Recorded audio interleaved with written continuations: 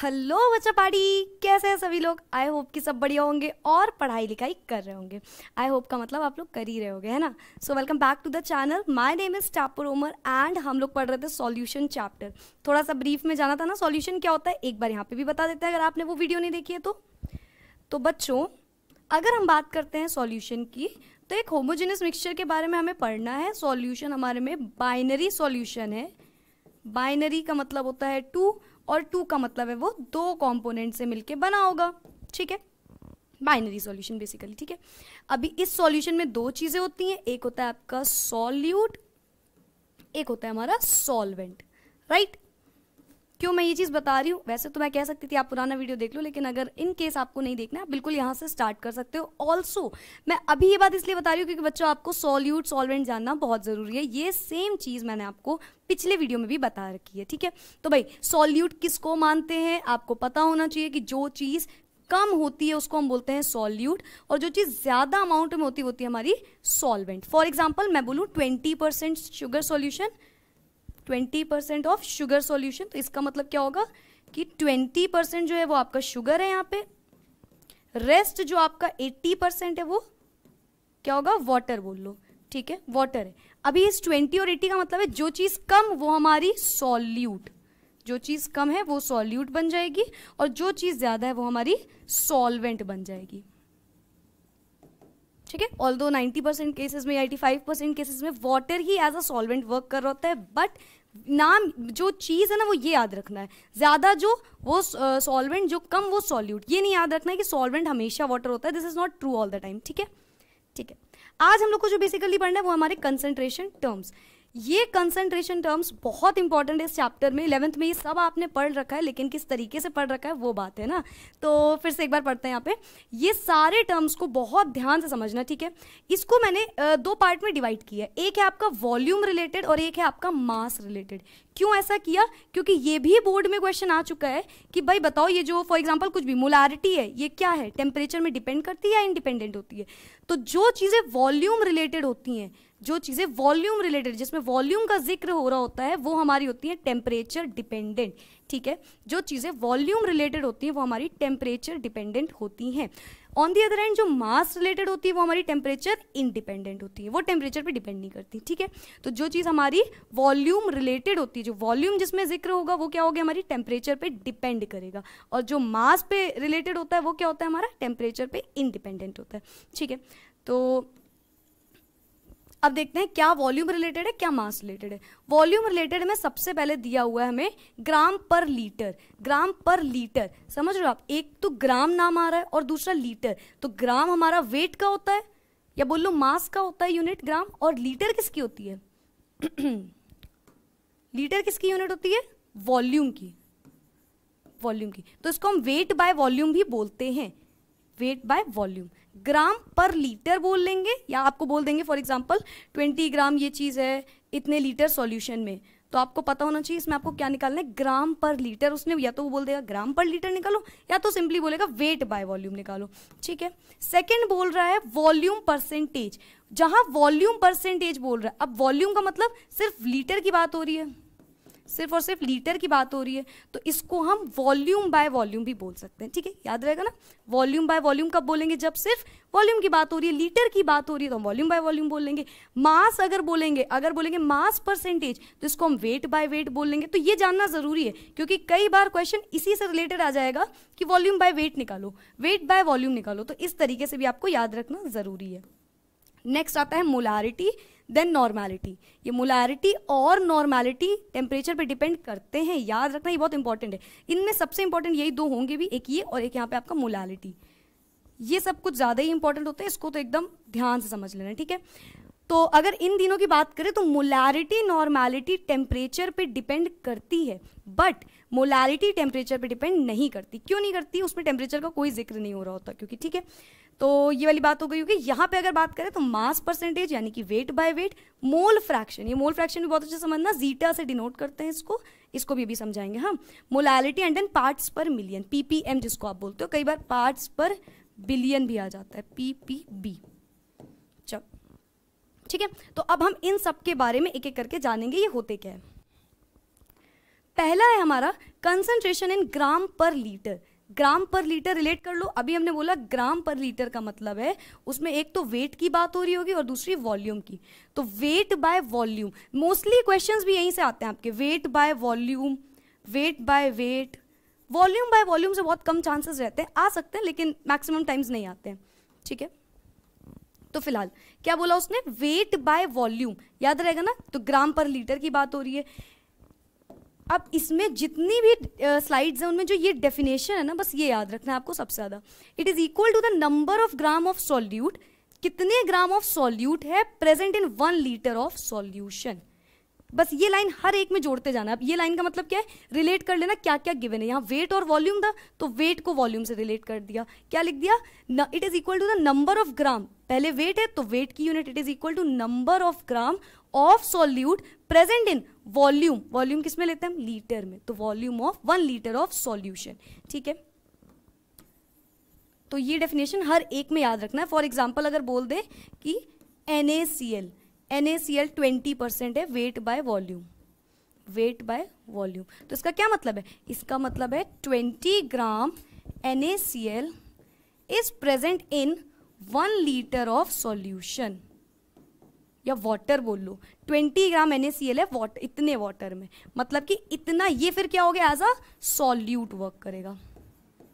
तो बस यही सब आपको छोटी छोटी चीजें याद रखनी है, सॉल्यूट सॉल्वेंट के बीच का डिफरेंस, फिर उसके बाद जो गिवन है उसी के अकॉर्डिंग आपको क्वेश्चन चेंज कर देना है। देखो यहाँ पे कितने इजीली हो गया, बोल रहा है it is equal to number of gram, तो हमने बोला इतने ग्राम है भाई, NaCl जो गिवन है उतने ग्राम सॉल्यूट प्रेजेंट है, कितने में मैम, इतने लीटर ऑफ सॉल्यूशन में, 1 लीटर ऑफ सॉल्यूशन में इतने ग्राम NaCl के हमारे प्रेजेंट है, या जो भी शुगर हो कुछ भी हो वो इतना प्रेजेंट है।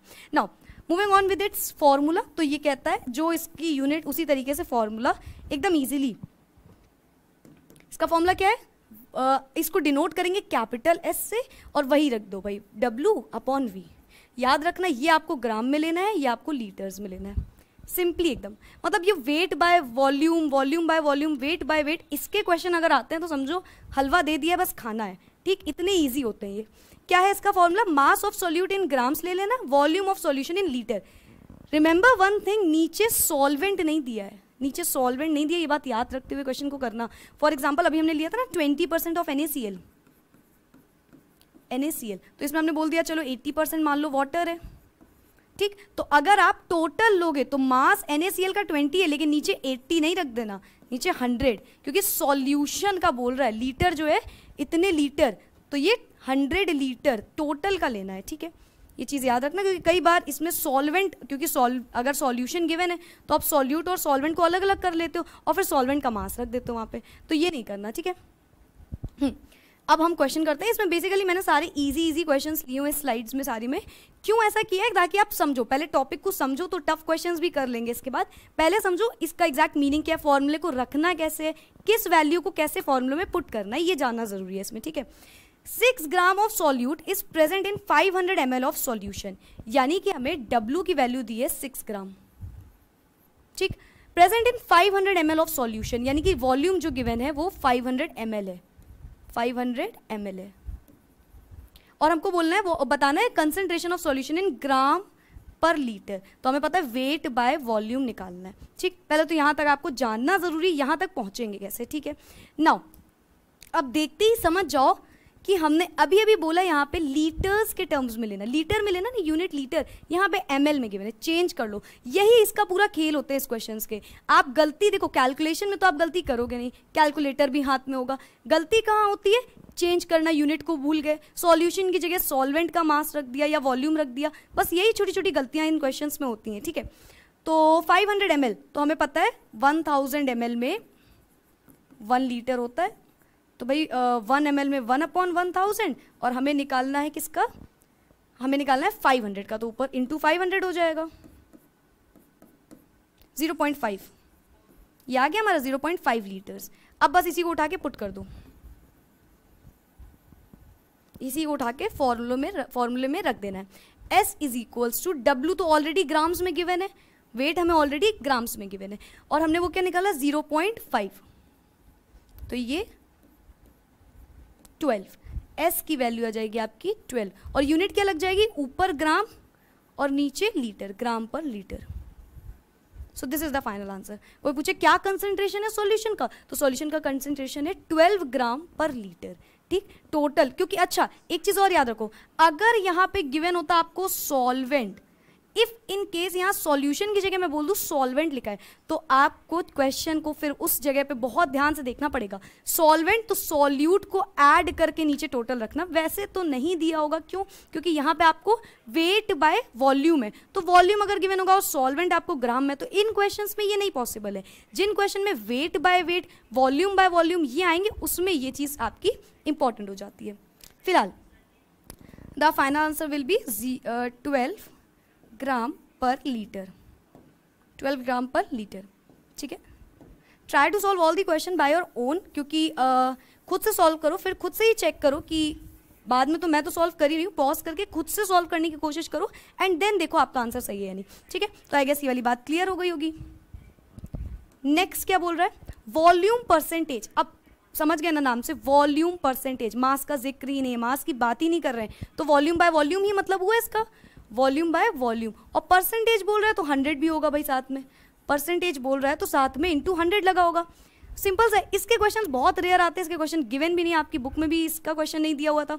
क्या है, this method is used when both the solvent and solute are liquids. अच्छा खुद से सोचो, लिक्विड्स में होगा तभी तो उसको हम लीटर्स में लेंगे,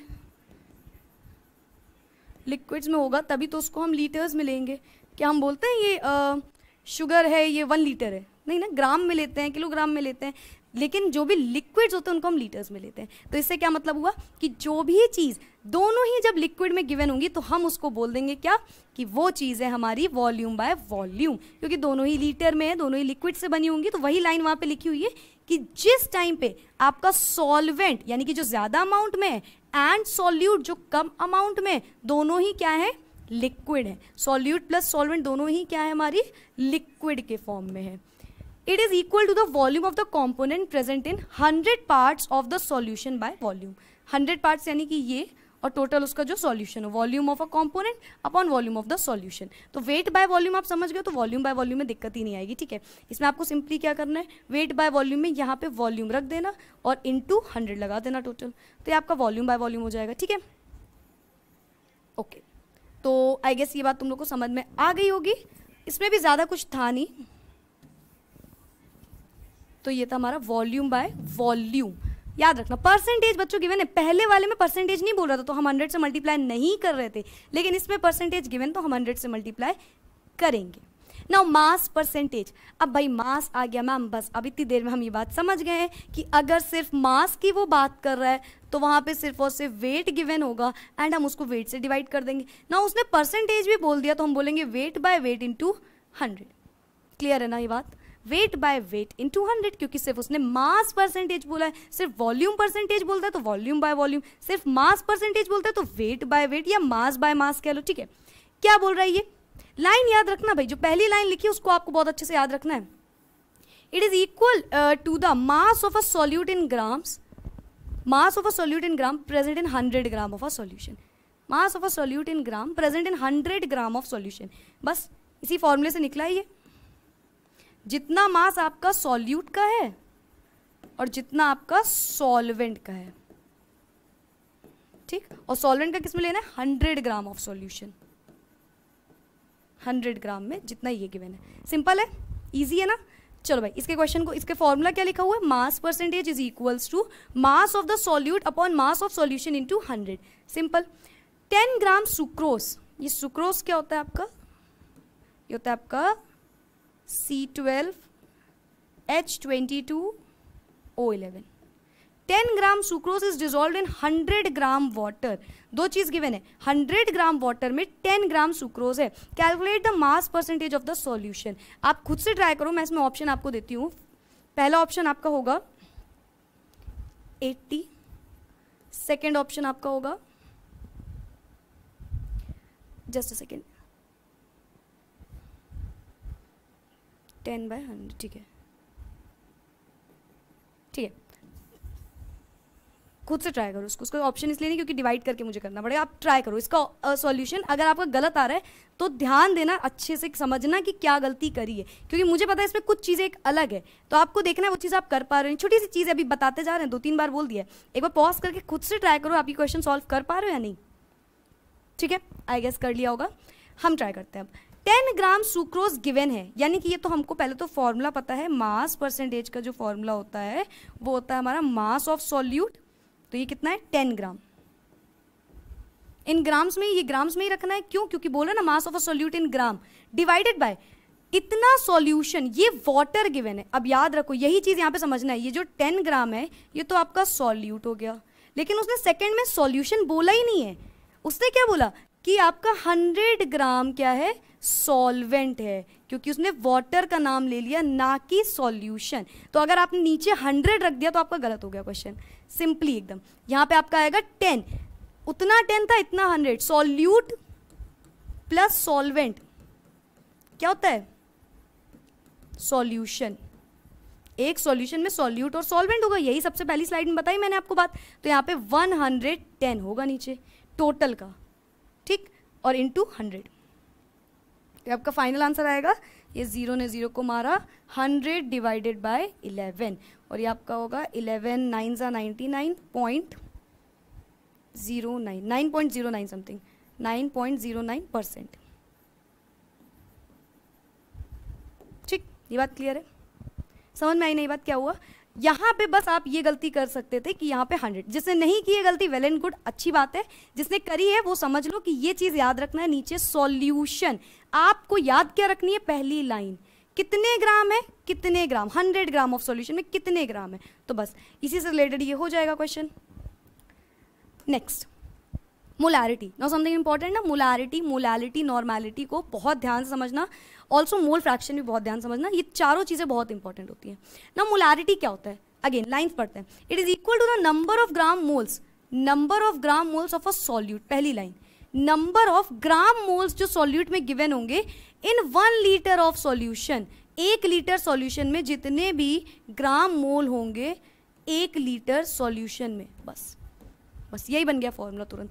नंबर ऑफ ग्राम मोल्स, जिसको हम लोग एन से डिनोट करते हैं, नंबर ऑफ मोल्स को एन से डिनोट करते हैं, डिवाइडेड बाय जितना भी आपका वॉल्यूम हो, वॉल्यूम इन लीटर, बन गया फॉर्मूला। क्या लिखा है, molarity is equals to mole of solute upon volume of solution in litre, mole of solute जितने अपॉन वॉल्यूम ऑफ सॉल्यूशन। इसके लिए आपको मोल्स का जानना जरूरी है, मोल्स आपको पता होगा, 10th 11th दोनों में ही पढ़ा होगा, एक बार बताते हैं। अगर आपको नंबर ऑफ मोल्स निकालना है तो वो होता है given mass upon molecular mass, given mass upon molecular mass. ये जो मॉलिक्यूलर मास है ये क्या होता है, जो भी आपके टोटल मॉलिक्यूल्स का सम होगा, एडिशन होगा, वही होता है आपका मॉलिक्यूलर मास, ठीक है। तो गिवन मास अपॉन मॉलिक्यूलर मास, आप समझते हैं, यानी कि अगर इसमें अच्छा ये फॉर्मूला रख दें, अच्छा आपका ये जो मोलैरिटी होता है ना, कैपिटल एम से डिनोट होता है, कैपिटल एम, और इसकी यूनिट जो होती है वो क्या होगी, सोचो नंबर ऑफ मोल्स की यूनिट मोल्स में आएगी, नंबर ऑफ मोल्स, और वॉल्यूम लीटर में, लेकिन इसकी जो यूनिट होती है उसको भी हम कैपिटल एम ही लिखते हैं, मोलैरिटी ही इसकी यूनिट होती है, ठीक है, एम से डिनोट होता है जो कि। अच्छा, फॉर्मूले की बात करें, अगर हम बोलें कि क्या इसमें फॉर्मूला बन रहा है, तो हम ये बोल सकते हैं m is equals to number of mole of solute, यानी कि given mass upon molecular mass, given mass upon molecular mass into volume of solution. क्यों ऐसा हुआ, इसमें हमने उठा के ये वाला फॉर्मूला रख दिया, ठीक, ये वाला फॉर्मूला अगर हमने उठा के इसमें रख दिया तो ये फॉर्मूला हमारा फाइनल बन जाएगा। नीचे वॉल्यूम में आपको मल्टीप्लाई क्या करना है, नीचे वॉल्यूम में आपको मल्टीप्लाई करना है, यहाँ पे आपको मल्टीप्लाई करना है molecular mass. Is it clear, is it clear ना, आई होप सो समझ में आ गया होगा। नाउ मैं क्वेश्चन समझाती हूँ, ठीक है। क्वेश्चन क्या बोल रहा है हमारा, 49 ग्राम ऑफ H2SO4, ये जो H2SO4 है 49 ग्राम गिवन है, 49 ग्राम गिवन है, are present in 100 ml of aqueous solution, यानी कि वाटर आपका 100 ml गिवन है, वाटर हमारा 100 ml गिवन है। फिर वो क्या बोल रहा है, what is the molarity of H2SO4, H2SO4 की मोलैरिटी कितनी है, ठीक, छोटा सा क्वेश्चन है, तुरंत से सॉल्व हो जाएगा, पॉज करके कोशिश करो, आप खुद से करो। ऑल्सो मॉलिक्यूलर मास उसने दिया हुआ है H2SO4 का, जो कि आपका 98। कोशिश करना है मॉलिक्यूलर मास आप खुद से निकालो बार बार, क्योंकि कई बार गिवन नहीं होता है तो उसमें आपको प्रॉब्लम आ जाएगी अगर आप खुद से नहीं ट्राई करोगे ये सब। चलो क्या बोल रहे हैं, 49 ग्राम ऑफ H2SO4, यानी कि मास गिवन हमें कितना है 49, गिवन मास हमें 49 है, और 100 ml। अब ml से हमें मतलब नहीं है क्योंकि वहां क्या बोल दिया उसने, लीटर। तो पहले तो इसको चेंज कर लेना, पहले तो हम लोग इसको चेंज करेंगे, ट्राई करते हैं। 49 gram of H2SO4, molarity is equals to given mass, mole number of moles, यानी कि गिवन मास अपॉन मॉलिक्यूलर मास।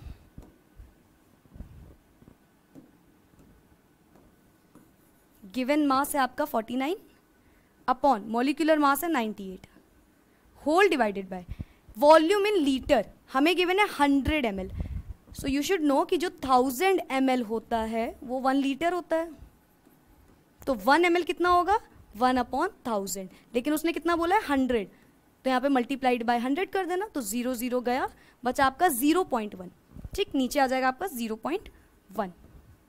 तो इसको फाइनली सॉल्व करेंगे, m will be equal to 49 divided by 98 into 1/0.1, ठीक, 49 2 ज़ा, ये आपका पॉइंट हटा 2 5 ज़ा, m will be equal to 5, और यूनिट क्या लगेगी m, यूनिट लग जाएगी कैपिटल M। मोलारिटी को कैपिटल M से आप डिनोट करना, मोलालिटी जब आएगा तो स्मॉल m से डिनोट करना, ठीक है। इसकी यूनिट हो जाएगी कैपिटल M, और 5 मोलारिटी इसका आंसर हो जाएगा, ठीक है। तो ये चीज़ आप समझ गए। कई बार क्वेश्चंस ना घुमा के दे देता है, ये तो सीधा सीधा होता है, कई बार क्वेश्चंस घुमा के कैसे आता है कि आपको डेंसिटी दे देता है, डेंसिटी रो ये दे देगा आपको, बोलेगा अब निकालो मोलारिटी, मतलब डेंसिटी गिवन है, मास वास नहीं गिवन होगा, तो आपको उस केस पे याद रखना है कि डेंसिटी इज इक्वल्स टू होता है mass divided by volume, mass divided by volume. तो जब आपको मास नहीं गिवन होगा उस टाइम पे, तो मास आप निकाल लोगे डेंसिटी इनटू वॉल्यूम, या वॉल्यूम नहीं गिवन होगा, मास या वॉल्यूम में से एक चीज मिसिंग होगी, मास या फिर 3 चीजों की आपको जरूरत होती है, मास और वॉल्यूम में से आपकी कोई भी एक चीज मिसिंग होगी, और डेंसिटी दे देगा उसकी जगह।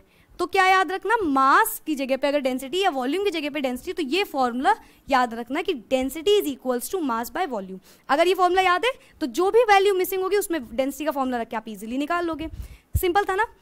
चलो तो इसका फाइनल आंसर जो आपका आएगा, इसका फाइनल आंसर हो जाएगा 5 और कैपिटल M यूनिट हो जाएगी, ठीक है, क्लियर है ये बात। नेक्स्ट क्या कह रहे हैं, नॉर्मैलिटी, ये थोड़ा सा समझना ध्यान से। It is equal to the number of gram equivalents of solute present in 1 litre of the solution, number of gram equivalent of solute present in 1 litre of solution. Gram equivalent बोल रहे हैं यहाँ पे, ग्राम इक्विवेलेंट क्या होता है, gram equivalent आपका यहाँ होता है वेट अपॉन इक्विवेलेंट वेट, ठीक है, वेट अपॉन इक्विवेलेंट वेट को हम लोग ग्राम इक्विवेलेंट बोलते हैं। ये सब 11th की चीजें हैं, थोड़ी बहुत रिवाइज होनी चाहिए, तो यहाँ पे स्टार्ट करते हैं, ठीक है। n is equal to gram equivalent upon volume of solution in litre. ये n क्या है, ये n नॉर्मैलिटी होता है, नॉर्मैलिटी को हम कैपिटल N से डिनोट करते हैं, ठीक है, और यहाँ पे मोलालिटी को हम कैपिटल M से डिनोट करते थे, ठीक है। तो वो बोल रहा है नंबर ऑफ n जो है आपका ग्राम equivalent upon volume of solution. अब इसमें आप पुट करोगे वैल्यू, तो weight upon equivalent weight into 1 upon litre, और इक्विवेलेंट वेट आपका इक्वल होता है molar mass upon n, molar mass upon n। कई जगह पे आपको जब एसिड वाले टाइप के क्वेश्चन होंगे, फॉर एग्जांपल H2SO4 और ये सब गिवन होगा, तो आपको याद रखना है जितने H+ आयन निकलेंगे यहाँ पे 2 जैसे, तो 2 H+ आयन निकलेंगे, तो इसकी वैल्यू हो जाएगी 2, ठीक है, इसकी वैल्यू 2 हो जाएगी। बेसिकली अभी ये वाले क्वेश्चन है नहीं, वो आपके तब आएंगे जब आपको कुछ इक्विवेलेंट मास को पढ़ना होगा, इक्वेशंस वाले, जब आपको इक्वेशन वाले क्वेश्चन आ जाएंगे। फॉर एग्जांपल यहाँ पे H2SO4 है, ये ऐड हुआ इसमें तो ये बना, और इसमें बताओ आप ये इसका इक्विवेलेंट मास कितना है, तब इस टाइप के क्वेश्चन आएंगे जब आपको इक्विवेलेंट मास में एसिड वाला फॉर्म याद रखना है या हाइड्रोजन आयंस वाला फॉर्म याद रखना है। फिलहाल इजी क्वेश्चन है, calculate the normality of the solution containing 5 gram NaOH in 250 ml of solution. ml है, लीटर में रखना है वॉल्यूम को, ठीक है। तो ट्राई करो एक बार खुद से, try the question by your own, कोशिश करो क्या होगा इसका आंसर, ठीक है, कर लिया, अब सॉल्व करते हैं।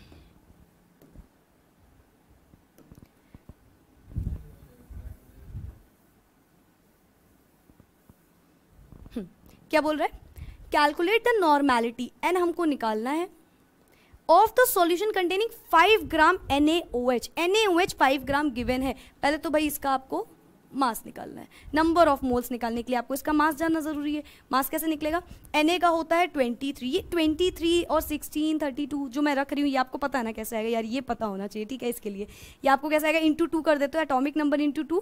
एक्सेप्शंस कुछ होते हैं क्लोरीन वगैरह, तो वो याद रखना, जैसे सोडियम भी एक एक्सेप्शन में ही आता है, 23 होता है इसका atomic number, sorry atomic mass है ना। तो 23 प्लस ऑक्सीजन का होता है 8 और 8 इंटू 2 16 प्लस हाइड्रोजन 1, तो यहाँ आपका आएगा 16 10 1 carry 2 3 4 40 will be the answer, है ना। तो NaOH आपका आ गया 40 ग्राम। ये आपके गिवन मॉलिक्यूलर मास आपने निकाला है, इसका टोटल का मास, ठीक है। तो यस, अब हमको फॉर्मूले में रख देना है बस simple, gram of solute, gram equivalent of solute divided by volume of solution, या फिर इसको ऐसे बोलो, weight of solute, weight of solute divided by equivalent weight, और यहां पे आपको इक्विवेलेंट वेट में टोटल रखना है, टोटल वेट, ठीक, और इनटू वॉल्यूम, ठीक। तो अब आपका n की वैल्यू इजीली आ जाएगी, वेट ऑफ सॉल्यूट कितना है 5 ग्राम, 5 ग्राम डिवाइडेड बाय इक्विवेलेंट आपने 40 निकाला, 40 और into volume in litre, litre में निकालना है 250 ml गिवन है, 250 ml गिवन है, पता होगा 1000 ml आपका 1 लीटर के इक्वल होता है, तो 250 कितना होगा, 250 अपॉन 1000, 0.25, है ना। तो आपका 0.25 आ जाएगा सिंपली, तो यहाँ पे लिख दो 0.25 और ये जब 0.0 जाएगा तो 100 लग जाएगा, ठीक है। 0 ने 0 को मारा, 5 5 ज़ा 25, 5 2 ज़ा 10, 2 2 ज़ा 4, n की वैल्यू आएगी 1/2 या फिर कह लो 0.5n। सिंपल, तम छोटा सा क्वेश्चन, जितने भी क्वेश्चन है ये बेसिक्स हैं, अगर आपको ये सारे क्वेश्चन आप खुद से कर ले रहे हो तो आगे वाले क्वेश्चंस में कोई दिक्कत नहीं आएगी, बस एक डेंसिटी वाला फॉर्मूला याद रखना, ठीक है। उसी से रिलेटेड थोड़ा सा ऊपर नीचे करा जाएगा और कुछ नहीं होता, कुछ भी इससे ज़्यादा बड़ा क्वेश्चन नहीं आएगा बहुत ज़्यादा, ठीक है। तो ये चीज़ आई गेस क्लियर होगी। तो आपका जो फाइनल सॉल्यूशन आएगा, इसका फाइनल सॉल्यूशन जो आएगा वो आएगा आपका n is equals to 0.5, n is equals to 0.5, normality की वैल्यू 0.5 आ गई। इक्विवेलेंट मास याद रखना, यहाँ पे जो हमने इक्विवेलेंट वेट या मास की बात हो रही है वो हम टोटल ले रहे हैं, ठीक, टोटल को ले रहे हैं। तो बेसिकली न्यूमेरिकल बेस्ड है आज का पूरा वीडियो। नेक्स्ट क्या कह रहा है, मोलैलिटी, अब इसको हम डिनोट करते हैं स्मॉल m से, मोलैरिटी मतलब स्मॉल m, मोलैरिटी मतलब कैपिटल M, ठीक है। क्या बोल रहा है, it is equal to the number of moles of solute present in 1 kilogram of solution. याद करो स्टार्टिंग में क्या बताया, एक होता है आपका वॉल्यूम रिलेटेड, एक होता है आपका मास रिलेटेड। वॉल्यूम रिलेटेड में क्या बताया था, मोलैरिटी और नॉर्मेलिटी, याद है जब हमने वॉल्यूम रिलेटेड की बात करी थी तो मोलैरिटी एंड नॉर्मेलिटी आ गया था उस टाइम पे, देखो। और जब हमने वेट की बात करी थी तो मोलैलिटी आ गया था। अब यहीं से आपको क्लियर हो जाएगा, इन दोनों में नीचे, इन दोनों के डिनोमिनेटर में वॉल्यूम रखा था हम लोगों ने, क्या रखा था, वॉल्यूम। तो इसमें क्या रखेंगे हम लोग, इसके डिनोमिनेटर में जब हम लोग मोलैलिटी की बात करेंगे तो इसके डिनोमिनेटर में हम लोग रखेंगे मास। क्लियर है ये चीज, मोलैलिटी ये रही, देखो। तो अब देखो मास आ गया नीचे, किलोग्राम में आ गया, सिंपल है ना। बस इसी तरीके से समझते हो, एकदम सिंपल डेफिनेशन, आप पहली लाइन समझ लोगे सारी लाइन समझ में आएंगी, सारे क्वेश्चंस इजीली हो जाएंगे एकदम। It is equal to the number of moles of solute present in 1 kilogram of a solvent, या solution, sorry solvent, 1 kilogram of a solvent. कितने सॉल्वेंट में कितने, ये भी याद रखना कहाँ सॉल्वेंट यूज हो रहा है, कहाँ सॉल्यूशन यूज हो रहा है, फर्क पता चल गया होगा अभी तक। तो दोनों में भी फर्क है और इन्हीं दोनों के फर्क से आंसर में फर्क आएगा और आपके मार्क्स में भी फर्क आ जाएगा अगर इस बात का फर्क नहीं समझ पाए तो। Okay sorry. तो क्या बोल रहे हैं, 2.5 gram of ethanoic acid, 2.5 gram of ethanoic acid, कुछ गलत कर दिया, हाँ, 2.5 gram of ethanoic acid is present in 75 gram of benzene. ये बेंजीन क्या होता है, C6 C6H6। Calculate molarity of ethanoic acid, molarity निकालनी है, ठीक है। CH3COOH ये होगा आपका इथेनोइक एसिड, जिसको हम एसिटिक एसिड भी बोलते हैं, also known as acetic acid. बहुत अच्छे से 10 की केमिस्ट्री पढ़ी होगी, सब याद होगा ये सब तो, है ना, बस समझ गए, ठीक है।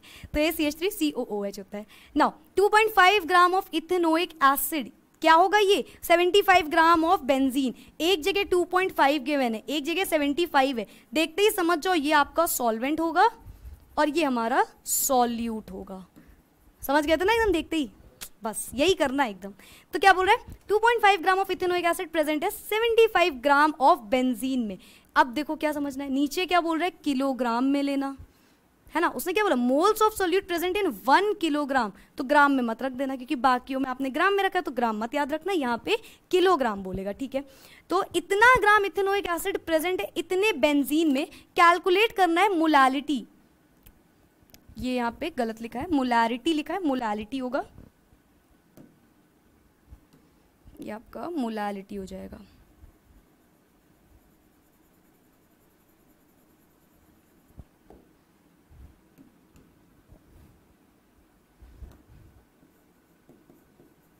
मोलैरिटी, ठीक है।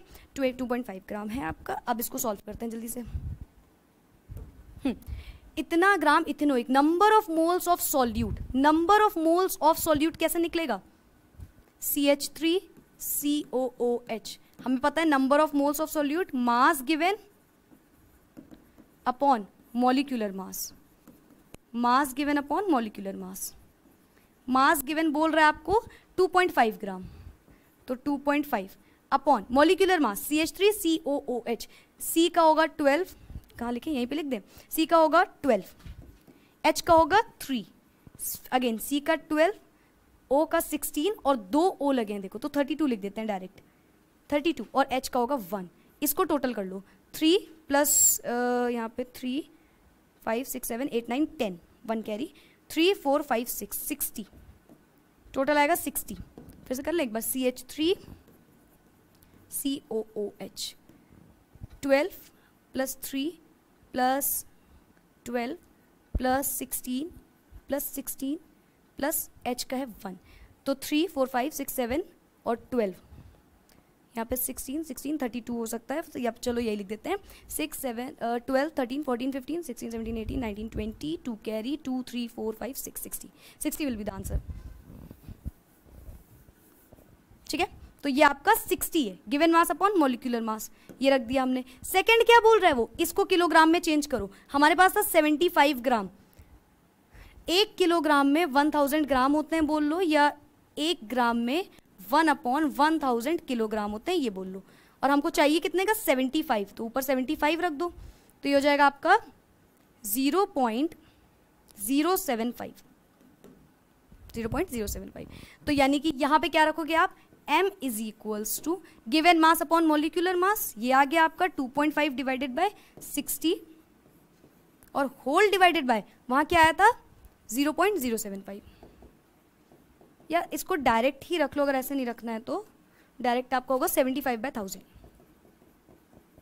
ठीक। अब इसको ले जाओ ऊपर, 2.5 डिवाइडेड बाय 60 इंटू 1000 अपॉन 75, ऐसे होगा।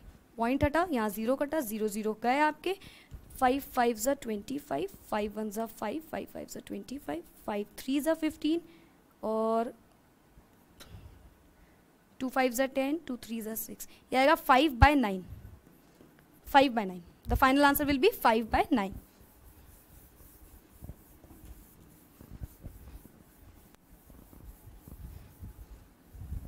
फाइनल आंसर आपका आएगा m इज इक्वल्स टू 5/9, ठीक है।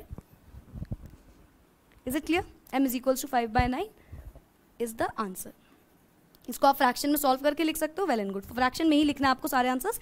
अभी फिलहाल ये था। नेक्स्ट जाते हैं, मोलैरिटी हो गया, मोलैलिटी हो गया, नॉर्मैलिटी हो गया। Now mole fraction. अब मोल फ्रैक्शन के नाम समझो, मोल का fraction is known as mole fraction. Simply समझो, अगर हमने ये बीकर लिया, इसमें हमने ए के मोल्स डाले, ए के मोल्स डाले और बी के मोल्स डाले, तो यानी कि इसमें n ऑफ ए है plus number of moles of B है।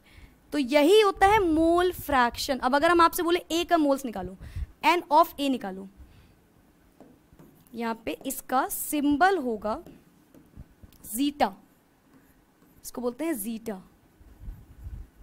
कई बुक्स में ईटा भी दिया रहता है, एन करके, ईटा भी होता है, जीटा आप याद रखना। चलो फिलहाल अब आपको क्या याद रखना है भाई, एन, यानी कि अगर आपसे बोल दे कि जीटा निकालो ए का, अभी आपको ये चीज क्लियर है, ये बीकर है, इसमें ए हमने डाला, इसमें हमने बी डाला, तो एन ऑफ ए है इसमें प्लस एन ऑफ बी है इसमें, है ना। एन ऑफ ए डाल दिया, number of moles of A, number of moles of B. अब यहाँ पे क्या बोल रहे हैं, जीटा ऑफ ए निकालो, तो मोल फ्रैक्शन यानी कि जितने भी नंबर ऑफ मोल्स ए में हैं upon total number of moles, तो N A plus N B. Clear है ये बात। अगेन मोल्स याद रखना है भाई, मोल्स तो याद रखोगे ही, नंबर ऑफ मोल्स निकालने का मास अपॉन मॉलिक्यूलर मास या गिवन मास अपॉन मॉलिक्यूलर मास, तो ये तो याद रखना। सेकेंडली यहाँ पे ये वाला फॉर्मूला ही बस आपका एक फॉर्मूला बनता है, बी का बोल देगा तो ऊपर बी के नीचे ए प्लस बी। अगर ए बी सी, हम इसमें बोलते हैं हमने तीन चीज डाली है, सी भी डाला है, तो जीटा ऑफ मान लो बी निकालना है, चलो तो क्या हो जाएगा, N of B upon N of A plus N of B plus N of C. तो एन तक ये, जब तक जो जो आपको गिवन है, बेसिकली 2 ही गिवन रहेंगे, टेंशन की कोई बात नहीं है, 2 ही गिवन रहेंगे, 2 ही में करना होगा, ठीक है। तो अगर जीटा ऑफ बी निकालना होगा, मतलब कुल मिला के जो भी चीज आपको निकालनी है, जिस भी चीज का मोल फ्रैक्शन निकालना है उसको ऊपर रख देना, टोटल को नीचे रख देना, तो आपका मोल फ्रैक्शन आ जाएगा आंसर। ओके, नाउ क्वेश्चन क्या बोल रहा है, क्वेश्चन पढ़ते हैं, पहले लाइन देखते हैं क्या बोल रहा है। Mole fraction is the ratio of moles of one component, एक कंपोनेंट यानी कि ए और बी के टर्म्स में आप रिलेट करते जाओ, of one component to the total number of moles, एक का कितना है और नीचे टोटल का कितना है। Solvent and solute present in the solution, it is important to know that the sum of mole of the component is always unity. ये चीज बहुत इंपॉर्टेंट है यहाँ पे, आप जब दोनों के मोल्स या तीनों के मोल्स को ऐड करते हो तो वो इक्वल हमेशा यूनिटी यानी कि 1 के इक्वल होता है, ठीक है। यानी कि अगर हम आपसे ये चीज बोलें कि x ऑफ a जो होगा प्लस x ऑफ b जो होगा वो आपका 1 के इक्वल होगा, ठीक। अगर मैम आप बोल रही हैं c भी था तो फिर बेटा x of a plus x of b plus x यानी कि ये जीटा है of c is equals to 1, फिर इनका सम 1 हो जाएगा। जितने भी मोल्स हैं उनका मोल फ्रैक्शन का सम हमेशा यूनिटी रहता है यानी कि 1 रहता है, ऑलवेज, हमेशा, ठीक है। नाउ मोल फ्रैक्शन ऑफ ए निकालना है, अभी यही चीज डिस्कस करी हम लोगों ने, एन ऑफ ए लिख दो और टोटल लिख दो। बी निकालना है तो बी के नंबर ऑफ मोल्स और टोटल के नंबर ऑफ मोल्स। क्लियर है।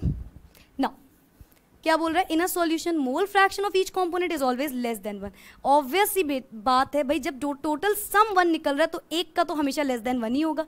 मतलब कि अगर हम बोले ये 0.5 है, x of A plus x of B, zeta of A plus zeta of B अगर इक्वल टू 1 है तो इसका मतलब तो यही होगा ना, जीटा ए भी भाई लेस देन 1 होगा, जीटा ऑफ ए जो होगा वो लेस देन 1 होगा, जीटा ऑफ बी होगा वो भी लेस देन 1 होगा।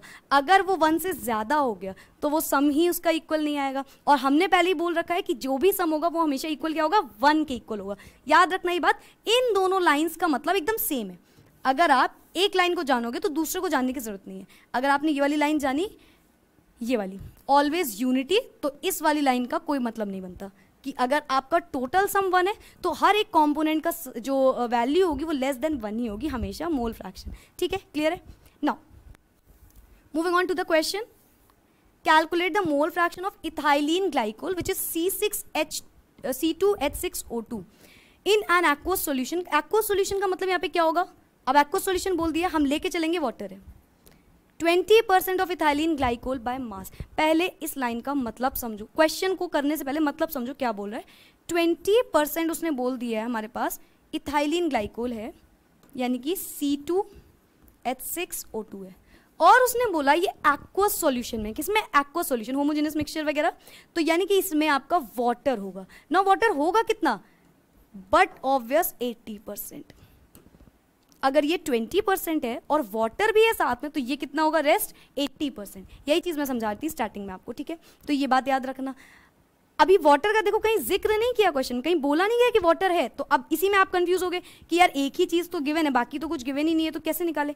तो बस यही चीज़ इन क्वेश्चंस में ऐसी ही चीज़ें समझनी रहती हैं। वाटर आपको 80% अज्यूम कर लेना है। अज्यूम क्या, उसमें एक्वस सॉल्यूशन, उसने एक हिंट दे दिया, एक्वस सॉल्यूशन आपको मान लेना है वाटर है, ठीक है। नाउ जल्दी से क्वेश्चन ट्राई करके देखो एक बार।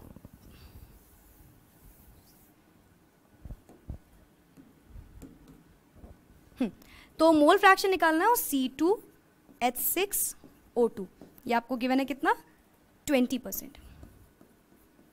तो हमने बोल दिया कि मैम H2 जो है, H2 आपका 80% हो गया। अब सबसे पहला काम, अगर आपको N निकालना है तो आपको क्या निकालना है, मतलब मास गिवन अपॉन मॉलिक्यूलर मास। तो हमको पहले तो मॉलिक्यूलर मास जानना पड़ेगा क्योंकि n निकालना है। तो सबसे पहले आपको ये याद रखना है कि n का फॉर्मूला ये और मॉलिक्यूलर मास का फॉर्मूला सम कर दो टोटल का। तो अगर हम टोटल का सम करते हैं तो क्या हम यहाँ से कह सकते हैं C2H6O2, C2 यानी कि 24 होगा, H6 यानी कि 6 प्लस O2 कितना है 32,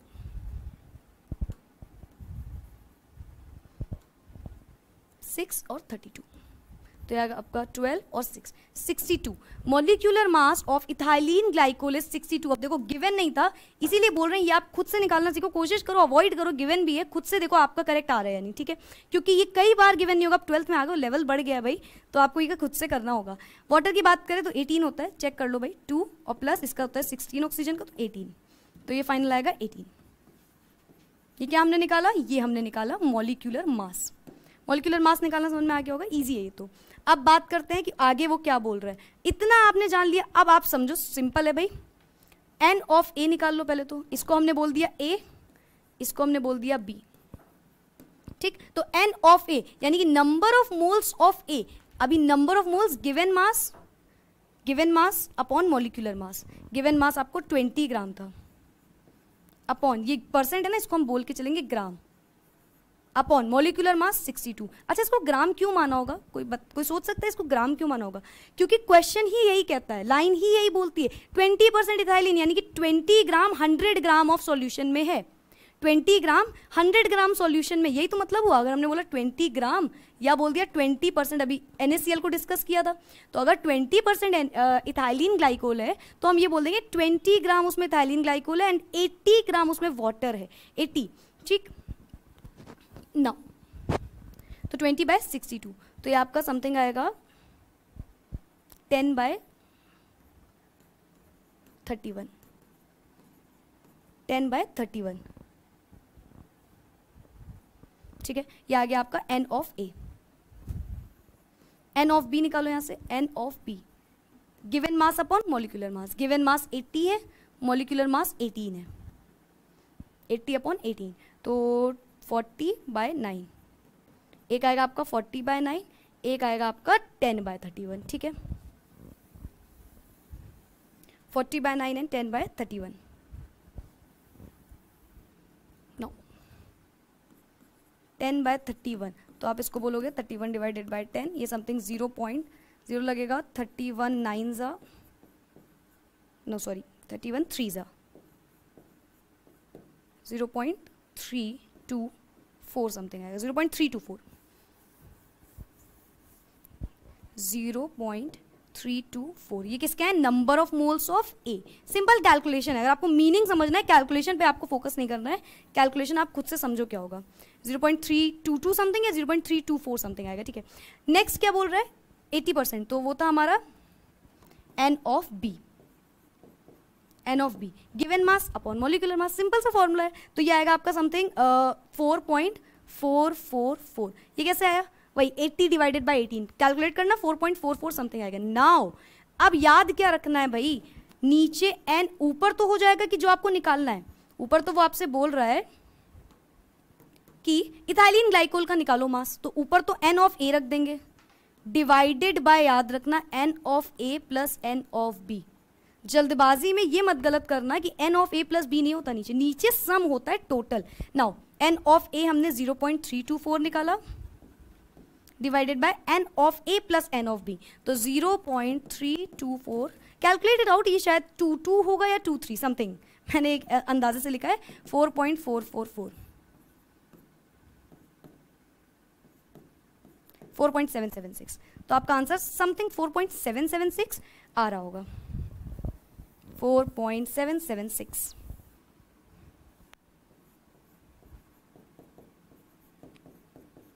और इसको आप ऐसे भी लिख सकते हो, zeta of C2H6O2, this will be the final answer.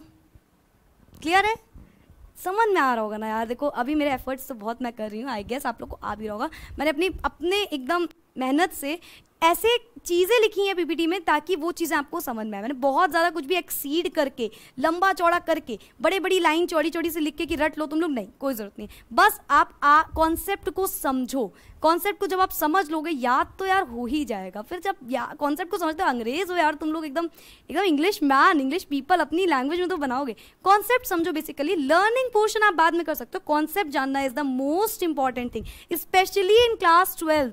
Chemistry में तो भाई 12th में आपको कॉन्सेप्ट नहीं समझ रहे हो, आप सोच रहे हो हम रट के ये वाला चैप्टर इसको हम रट लेंगे, तो भाई मेरे बच्चों एक भी चैप्टर ऐसा नहीं है जो आप रट के पूरे तरीके से दे आओगे, नहीं समझोगे और रट के। ये सब 9th-10th में थोड़ा बहुत हो जाता था कि हमें ये नहीं आता, हमें मेटलर्जी ऐसी लगती है, हम रट लेते हैं, हम कर लेते हैं, वो थोड़ा 10th में छूट गया। अभी आप भाई कोरोना वाले बच्चे, तो आपकी आदत तो मुझे पता है कितनी प्यारी हो गई होगी ना समझने की, याद करने की। अभी कोरोना से 11th में आप निकले हो और फिर आपने जैसे याद किया होगा, समझा होगा, मैं समझ रही हूँ, एकदम दुख दर्द सब समझ रही हूँ।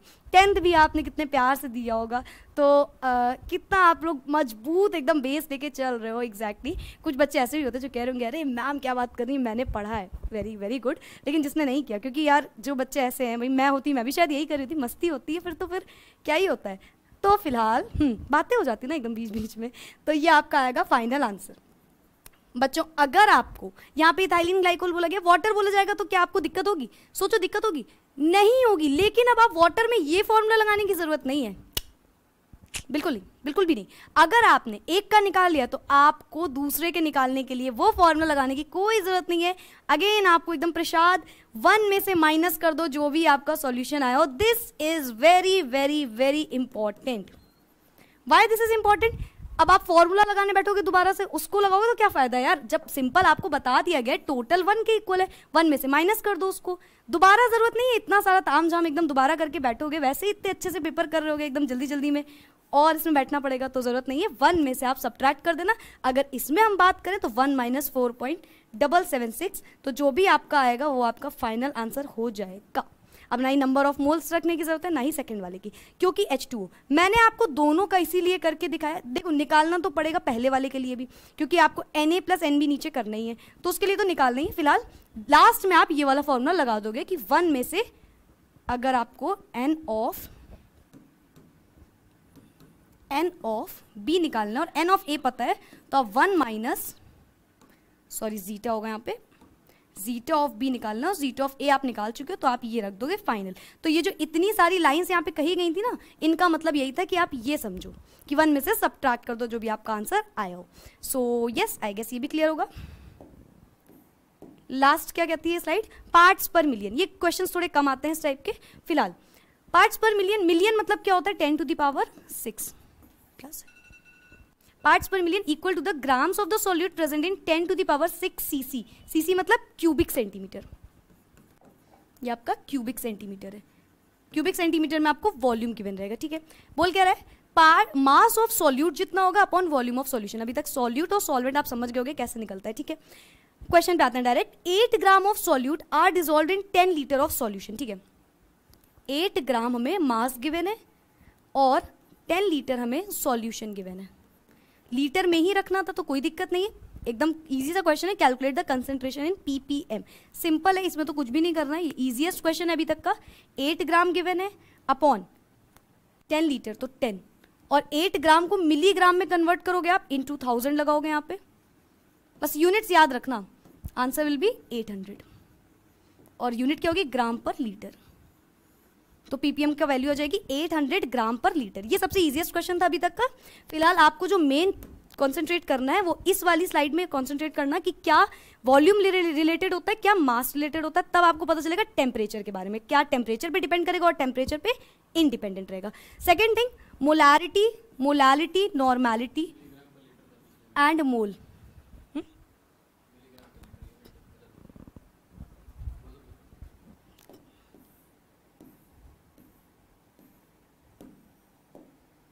ओके सॉरी, यहाँ पे mg होगा ना, मिलीग्राम पर लीटर, पार्ट्स पर मिलियन में मिलीग्राम पर लीटर होगा, सॉरी। नाउ तो हाँ, ये कुछ चीज़ें आपकी इंपॉर्टेंट थी, इनको ज़्यादा अच्छे से पढ़ना, मोल फ्रैक्शन वगैरह तो ज़्यादा, क्योंकि चांसेस इन्हीं के ज़्यादा होते हैं, volume by volume, weight by weight थोड़ा से कम चांसेस होते हैं आने के। So yes, that's it for today. I guess आप लोगों को समझ में आ गया होगा। अब नेक्स्ट वीडियो आपके होगा जो उसमें कॉलिगेटिव प्रॉपर्टीज आएंगी, which is the most important chapter of this, sorry topic of this chapter. Bye bye, take care, पढ़ाई लिखाई करते रहे।